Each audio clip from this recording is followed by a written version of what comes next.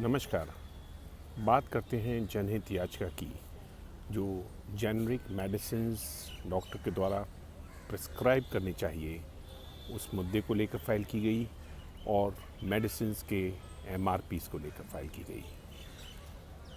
वर्ष 2002 के अंदर मेडिकल काउंसिल ऑफ इंडिया ने रेगुलेशंस बनाए अपने, जिसमें उन्होंने ये अनिवार्य कर दिया कि सभी डॉक्टर्स को जेनरिक मेडिसिन प्रिस्क्राइब करनी है, ड्रग बाय जेनरिक नेम्स, जिसमें केमिकल कॉम्पोजिशन हो, ब्रांड नेम ना हो।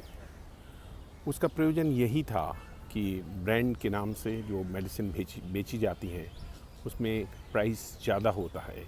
सामान्य लोगों को, गरीब को, निर्धन लोगों को, बिलो पॉवर्टी लाइन के नीचे जीवन यापन करने वाले व्यक्तियों को दवाइयाँ सही और अफोर्डेबल प्राइस पर मिल सकें।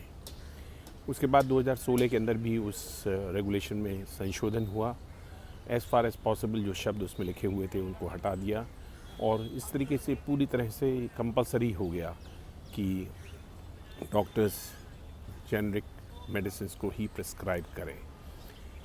तो इस मुद्दे को लेकर जो जनहित याचिका दायर की, उसमें नोटिस जारी कर दिया सुप्रीम कोर्ट ने 18 अगस्त को।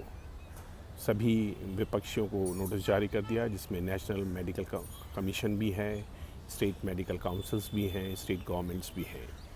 इसके साथ साथ इस रिट याचिका के अंदर ये भी मुद्दा उठाया गया कि जो नॉन शेड्यूल्ड ड्रग्स हैं उनका कोई प्राइस फिक्सेशन का मैकेनिज़्म नहीं है।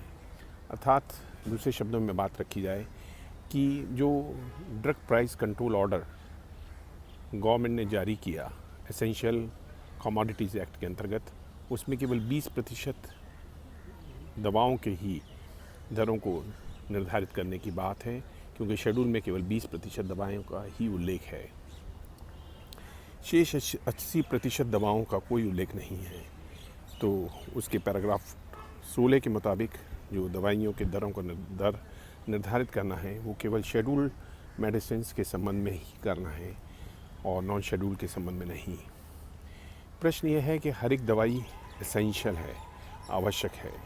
कोई व्यक्ति दवाई केवल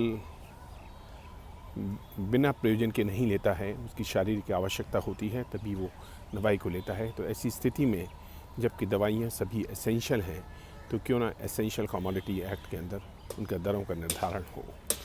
केवल 20% दवाइयों के दरों के निर्धारण की प्रक्रिया से गुजरने के करना ही पर्याप्त नहीं है, अपितु 80% दवाइयाँ भी प्राइस फिक्सेशन मैकेनिज़्म से गवर्नड होनी चाहिए।